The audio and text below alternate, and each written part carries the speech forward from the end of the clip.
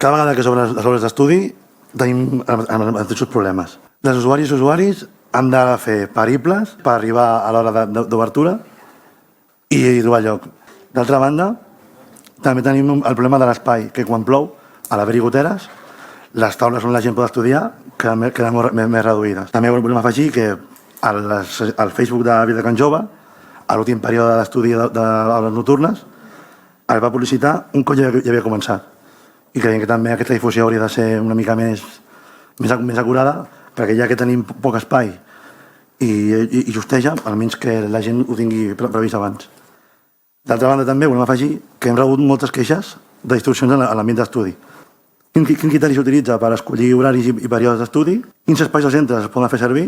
I amb quin criteri obrim un centre o un altre, per exemple, la biblioteca, casal de barri, etc. Quin cost econòmic i de recursos humans implica obrir una aula d'estudi, tant a la biblioteca com un casal de barri, i si es tenen en compte els horaris d'hores d'estudi o els períodes d'exàmens a l'hora d'autoritzar o planificar festes al Parc de Can Xic.